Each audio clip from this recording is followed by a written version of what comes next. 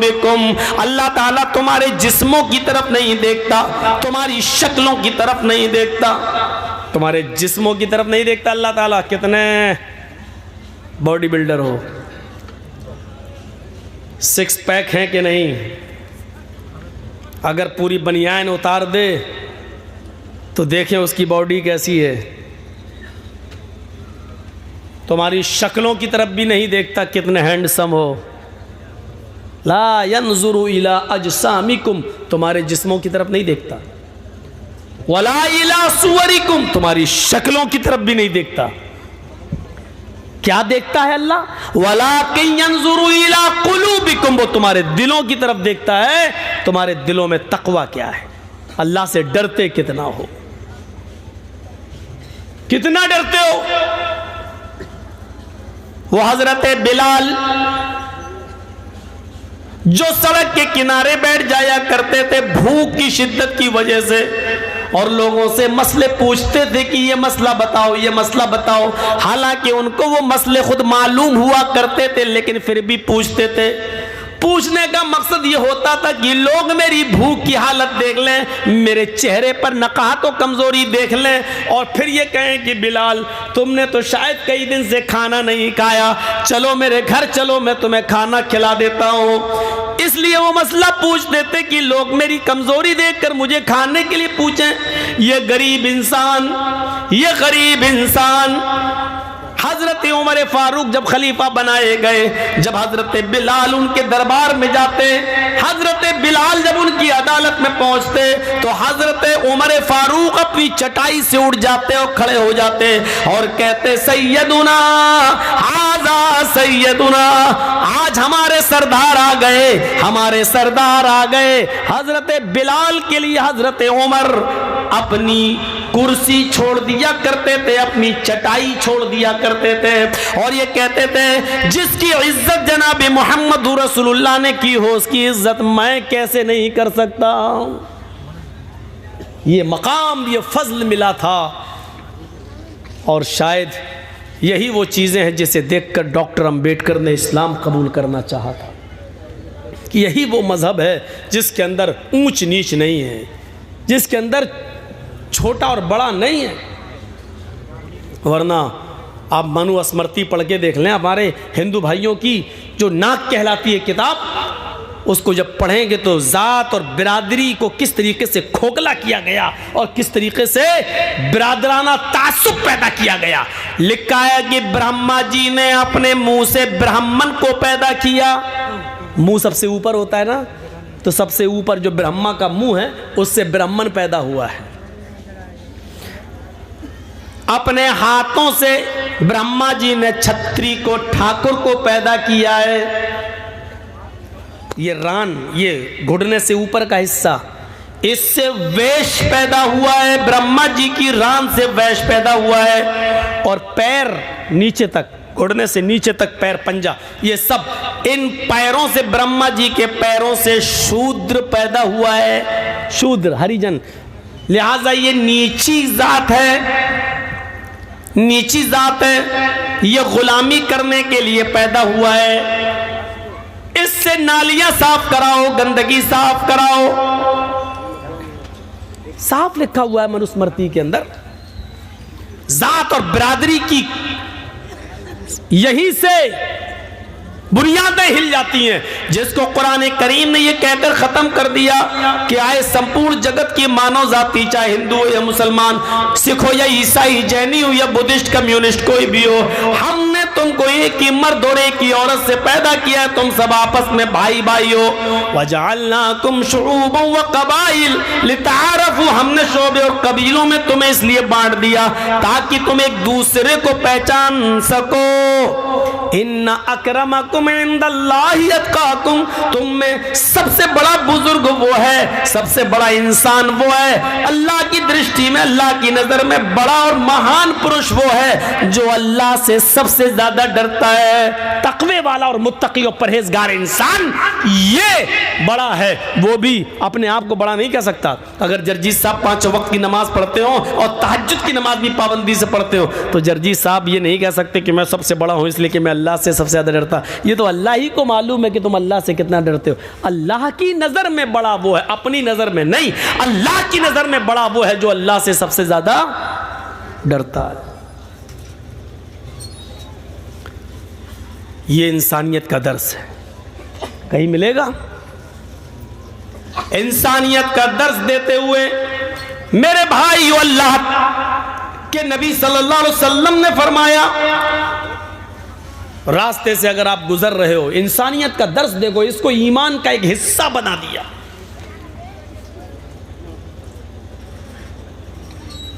फरमाया अल ईमानु बिज़्उ व सबऊन शुअबतन फअफ़ज़लुहा क़ौलु ला इलाहा इल्लल्लाह व अदनाहा इमाततुल अज़ा अनित तरीक़ वल हयाउ शुअबतुम मिनल ईमान। ये लीजिए, ईमान का हिस्सा बना दिया। तर्जुमा सुनिए, ईमान की 70 से ज्यादा शाखें हैं, ब्रांच। ईमान की 70 से ज्यादा ब्रांचेज हैं। सर्वश्रेष्ठ ब्रांच, सबसे अफजल दर्जा ईमान का क्या है? ला इलाहा इल्लल्लाह, इस बात की गवाही देना कि अल्लाह के अलावा कोई माबूद नहीं है। वह अदना, लीजिए, ये ईमान का हिस्सा है, हालांकि सबसे कमतर दर्जे का ईमान है, लेकिन ये भी ईमान है। क्या? वह अदनाहा इमाततुल अज़ा अनित तरीक़, रास्ते में अगर कोई तकलीफ देने वाली चीज पड़ी हुई हो और आप उसको देख लें तो उस तकलीफ दे चीज को हटाना आपकी जिम्मेदारी बन जाती है। आप उसको हटाएं और दूर कर दें। अचानक साइकिल पे आप जा रहे हैं और देखा कि कांटा पड़ा हुआ रास्ते में, आप गाड़ी रोकी, आपने देख लिया, आप तो बच के निकल गए, लेकिन कोई बच्चा भी गुजर सकता है, कोई नाबीना उसके पैर पे कांटा चुभ सकता है, कोई औरत जल्दी में गुजरी उसको कांटा चुभ सकता है, पत्थर पड़ा हुआ है, कोई जल्दी में जा रहा पत्थर से टकरा के गिर सकता है। फरमाया तुम्हें साइकिल रोकना पड़ेगी, बाइक रोकना पड़ेगी।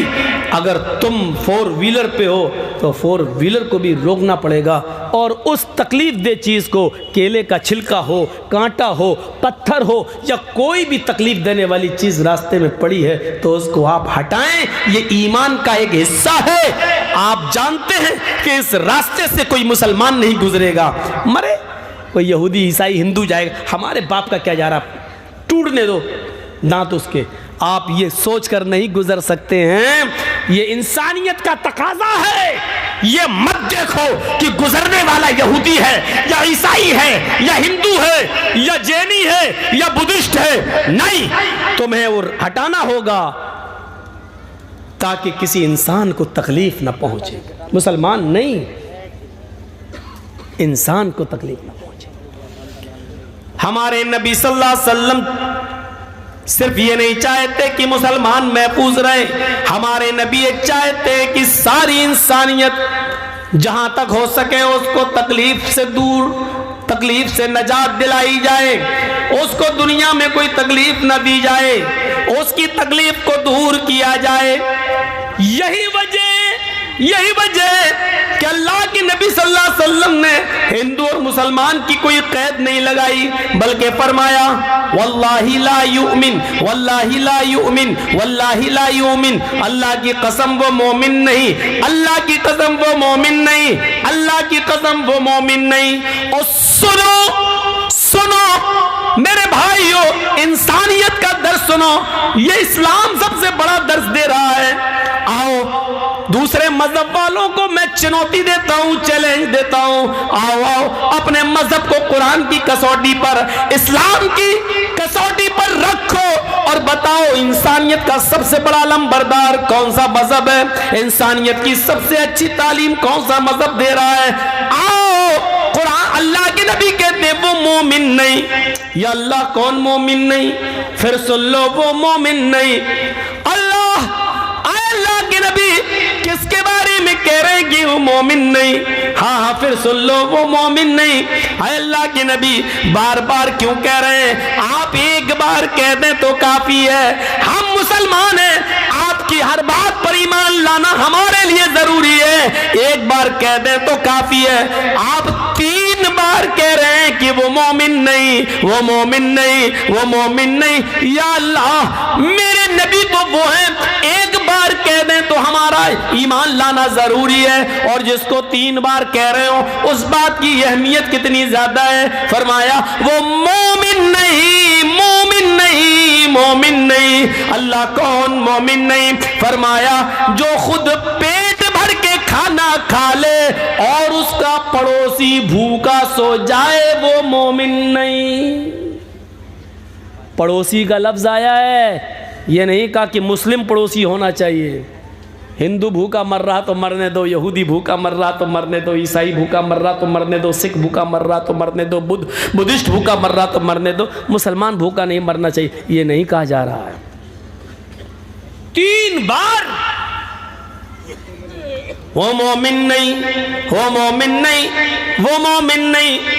और सिर्फ ये नहीं, मोमिन नहीं, अल्लाह की कसम वो मोमिन नहीं, अल्लाह की कसम वो मोमिन नहीं, अल्लाह की कसम वो मोमिन नहीं।